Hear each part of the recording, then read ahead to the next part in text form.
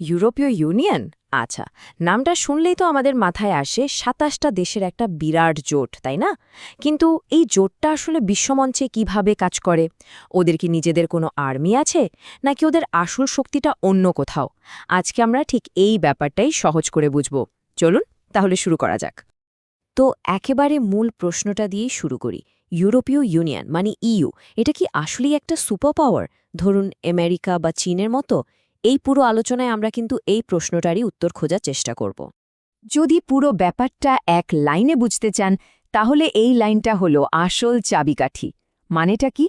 মানে হলো এটা এমন একটা সিস্টেম যেখানে প্রত্যেকটা দেশ নিজের ক্ষমতা নিজের হাতেই রাখে, কিন্তু যখন বিশ্বের সামনে আসে তখন সবাই মিলে একসাথে কথা বলে নিজেদের প্রভাব বাড়ানোর জন্য। সোজা কথায় একতা, কিন্তু স্বাধীনতা না হারিয়ে। আচ্ছা, তাহলে এই যে ভিন্ন ধরনের শক্তি বলছি, এটা আসলে কি? চলুন একটু ভেঙে দেখা যাক। কারণ দেখুন, ইইউর ক্ষমতার গঠনটা কিন্তু আর 10টা দেশের মতো একদমই না। এখানে এমন কেউ নেই, কোনো একজন প্রেসিডেন্ট বা প্রধানমন্ত্রী যিনি একাই সব ডিসিশন নিয়ে নিলেন। এই ছবিটা দেখলে ব্যাপারটা একদম পরিষ্কার হয়ে যাবে। বাম দিকে দেখুন আদেশ। এটা হলো একটা দেশের মতো, যেখানে উপর থেকে হুকুম আসে আর সবাই সেটা পালন করে। কিন্তু ইইউ কাজ করে ডান দিকের সমন্বয় মডেলটায়। এখানে ২৭টা দেশ একসাথে বসে আলোচনা করে, তারপর সিদ্ধান্ত নেয়। এটা কমান্ড করা না, এটা হলো কোঅর্ডিনেশন। এই যে অদ্ভুত একটা সিস্টেম, এর কিন্তু একটা গালভরা নামও আছে, হাইব্রিড পলিটিক্যাল এন্টিটি। হাইব্রিড মানে তো আমরা জানি মিশ্র, এখানেও ঠিক তাই। এর মানে হলো দেশগুলো কিছু কিছু ক্ষমতা, যেমন ধরুন ব্যবসা বাণিজ্যের বিষয়গুলো, ইইউকে দিয়ে দিয়েছে, আবার পররাষ্ট্র বা দেশের সুরক্ষার মতো সিরিয়াস ব্যাপারে ওরা স্বাধীন দেশের মতোই একে অপরের সাথে মিলেমিশে কাজ করে। এটাই কিন্তু এর সবচেয়ে বড় ব্যাপার, আর শক্তির জায়গাও এটাই।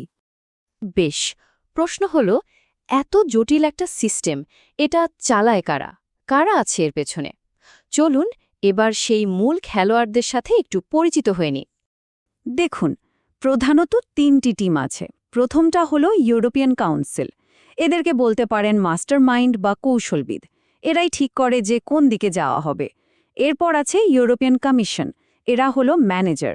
কৌশলগুলো বাস্তবে রূপ দেওয়ার কাজটা এরাই করে। আর সবশেষে ইউরোপিয়ান এক্সটার্নাল অ্যাকশন সার্ভিস বা সংক্ষেপে ইইএএস। এরা হলো কূটনীতিক। মানে সারা বিশ্বের সামনে ইইউ এর হয়ে কথা বলার দায়িত্বটা এদের। কিন্তু একটা প্রশ্ন থেকেই যায়, ইইউ এর আসল পাওয়ারটা আসে কোত্থেকে? ওদের তো নিজস্ব কোনো আর্মি নেই। তাহলে উত্তরটা হলো অর্থনীতি। বিশ্বজুড়ে ইইউ এর যত প্রভাব, তার প্রায় সবটুকুর ভিত্তি হল ওদের অমূল্য অর্থনৈতিক শক্তি।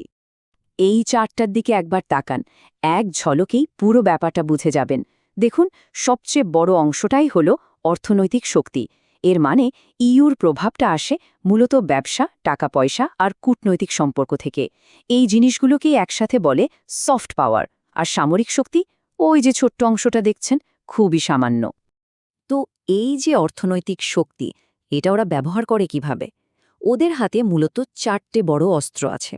১, ওরা সারা দুনিয়ার সাথে বড় বড় বাণিজ্য চুক্তি করে।